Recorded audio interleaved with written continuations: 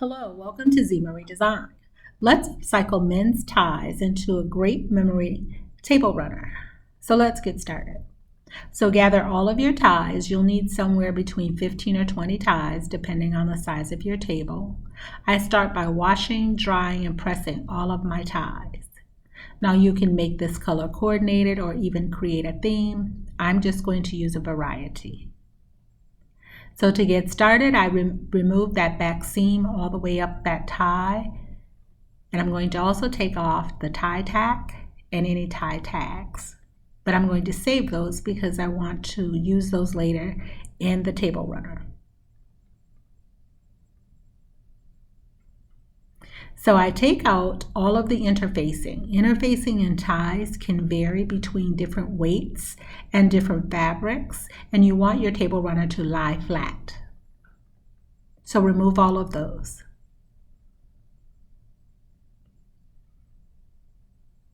So now I come back, I reshape my ties, give it a press if I need to, and we're ready to move on to the next step.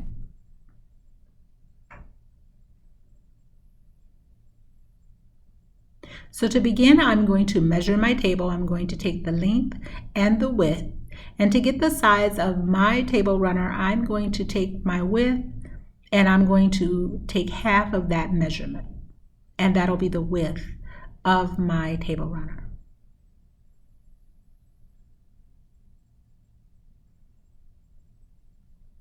So I begin by choosing a foundation fabric. In this sample, it is a plain fabric. It does not necessarily have to be plain, and a backing fabric. And this is just a cotton fabric. To make this a little bit more sturdy, I'm going to choose a snuggle flannel. I don't want a batting because I don't want it to be too thick. So a snuggle flannel will give it some substance without it being too thick. So it'll give it that heaviness that you want. And then I'm going to create a quilt sandwich. So my backing fabric is facing up, my snuggle flannel is in the middle, and then my foundation fabric is facing right side up. And then I'm going to pin base all of those 3 layers together.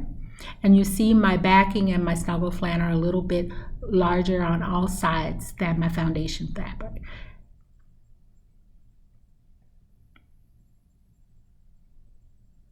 So my next step is to sew all 3 of these layers together. You can free motion quilt this.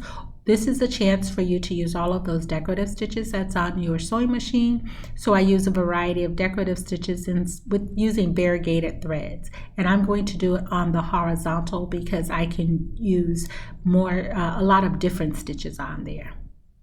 And then I'm going to give it a rough trim after I do that. So I just roughly trim all the way around that backing fabric and that snuggle flannel after I've done my decorative stitches.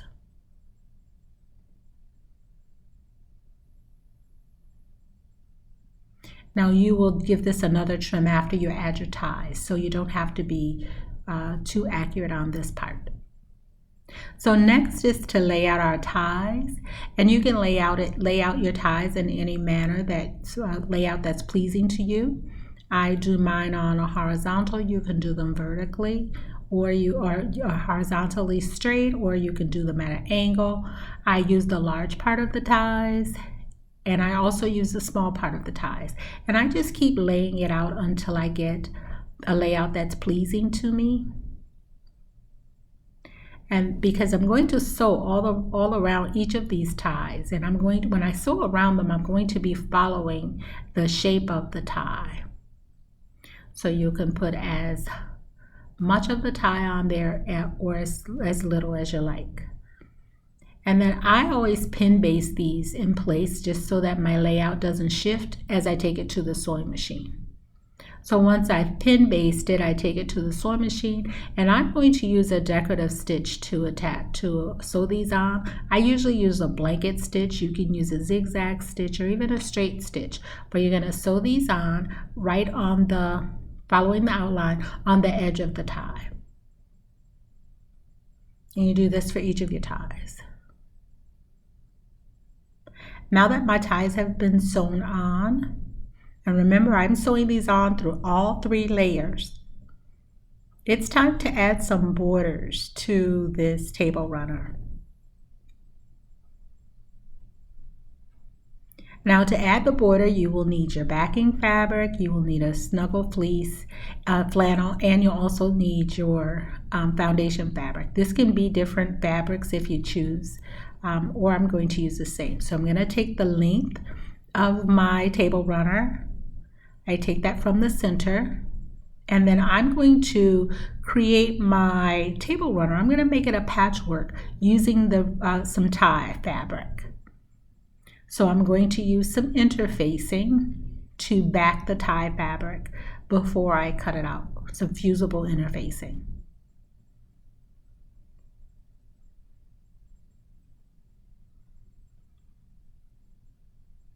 You can make these any width or any length that you like. Mine will measure 4.5 by 6.5. 4.5 inches wide, 6.5 inches long, and my interfacing that I'm using is a lightweight fusible interfacing, 9130 TD fusible interfacing. It's a Pellon because I don't want to change the hand of that tie fabric. I don't want to make it too heavy, but I do need it to be a little bit sturdy. So once I cut out all of my rectangles, this could be rectangles, squares, any size that you like, I'm going to create the border by placing these right sides facing. And I'm going to sew a 1/2 inch seam allowance, and I will continue doing this until I get the length that I need for my borders. So now that I've sewn these right sides facing and I have the length that I need, I'm going to press my seams open, and then I'm going to find my center of my border fabric. Again, I'm just double checking my measurements just in case I need to add another piece on there. Find the center of my border, find the center of my table runner, and I will start pinning there because my border is a little longer than my table runner. Unless I cut everything accurately by the length, I'm going to have to trim off some of it, and I want it to be trimmed at the ends and not in the middle. So now I'm going to start pinning at the middle. I'll pin at each end, and then I will fill in my pins to sew on my border. So any trimming that I need to do at this time, I will do that. So now I place my border fabric right sides facing, and I'm going to place my backing fabric. I'm going to do this, my borders, I'm going to do it as a quilt-as-you-go. So remember, I have my border for my tie fabric, I have my border for my backing fabric, and I have a border of that snuggle flannel. I'm going to put the backing fabric right sides facing. I'm going to put the snuggle flannel on top of that. And then I will put the tie border, I'm going to put that on the top, right sides facing. Pin everything in place and sew a 1/2 inch seam allowance. So when I'm done, everything is quilted. All 3 layers are quilted on that border. You'll see what I mean in a minute. So once you press that back, all 3 layers are all sewn together on that border. And now I'm going to pin it together, and I'll pin on the ends. And again, I'm going to do some decorative stitching to put all of these 3 layers together. And you can stitch in the ditch, you can stitch in the center. I usually do it on the horizontal again, so I can use lots of different stitches, and using variegated thread just adds more detail. And then once I'm done, I'm going to serge my edges together, and I'll serge all the way around. And I'll do that on both sides. So remember all of those tie tags that we kept? I'm going to now put those around all over the table runner. And you can put these on the edges, you can put these anywhere that you like that's pleasing to the layout. I'll show you a few other examples at the end where I've put them in different places. And just sew those on. So now it's time to attach the borders on each short end, and you do it the exact same way. I'm going to measure it in the middle. I'm going to cut out my rectangles, sew them together, press my seams open to create the length that I need for the border. Cut out my backing fabric, the same length, my snuggle flannel, the same length. Attach my border right sides facing. That snuggle flannel goes on top of that border on the back. Attach my front tie fabric border right sides facing. Sew my 1/2 inch seam allowance. Then press everything. And then do all of your decorative stitching. Again, I pin at the ends before I start doing the decorative stitching because I want to make sure that everything is all matching. I don't get any puckers. And then serge that edge. Now, if you don't have a serger, just use a zigzag stitch. And now it's time to just attach my binding. So my binding is all attached onto, and I just attach my binding just like you would your regular quilt binding, and I'm using just 100% cotton there to attach my binding, and it's a scrappy binding.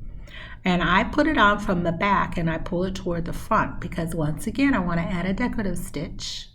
And you see I have those tie tags. They're a little bit in the different places there, so just put your tie tags anywhere that you like. You can see all of the decorative stitching from the back. Now, if you don't want to see this decorative stitching from the back, just do all of that before you attach your backing fabric. But your table runner is a great conversation starter, and I hope you like this project.